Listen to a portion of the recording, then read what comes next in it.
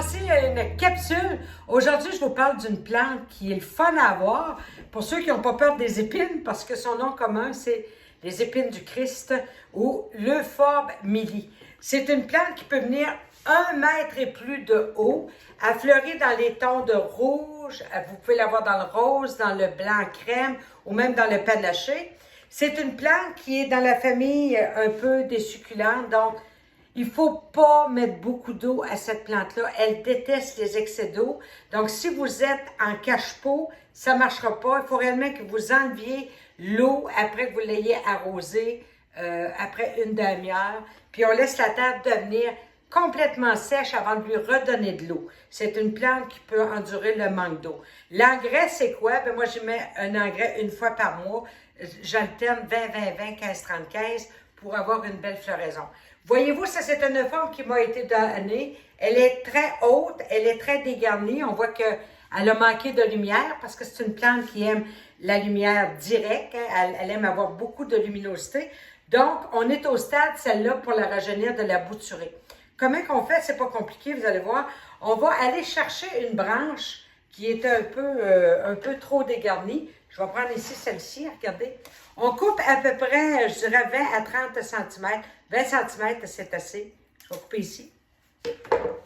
Faites attention, parce qu'il y a des moyennes épines. Je vais enlever les feuilles du bas comme ça.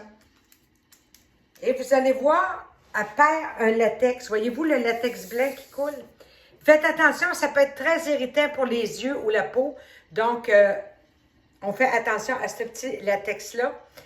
On va la mettre sur, ici, comme ici, voyez-vous, sur une feuille de papier, puis on va la laisser pour que le bout sèche.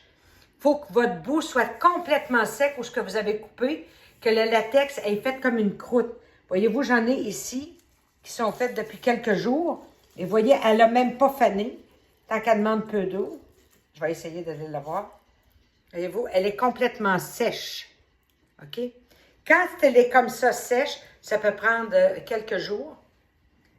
On va venir prendre un pot. Moi, je mélange moitié terreau à semis, moitié terre à cactus, avec un peu de sable dedans, hein, pour qu'elle se draine. Il faut un pot qui se draine bien. Si vous avez juste une terre de rempotage, vous pouvez mettre un peu de sable dedans, puis ça va se drainer comme il faut. On va prendre la plante. Je n'ai même pas besoin de mettre d'hormones de croissance. Je vais l'introduire. Faites attention pour ne pas vous piquer, parce qu'elle est chienne en chien. Dans ça. Et je vais venir enlever l'air comme ça de chaque côté. Faites bien attention parce qu'elle est chienne. Alors, je vais mettre toutes les boutures que j'ai faites, voyez-vous, il y a quelques jours. Moi, j'en mets plusieurs dans le pot. Pourquoi? Je vais attendre pour les diviser une à une qui est faite des racines. Ici, j'en ai un autre. Voyez-vous, j'enlève la feuille du bas. Et je vais venir et faire entrer dans le terreau comme ceci.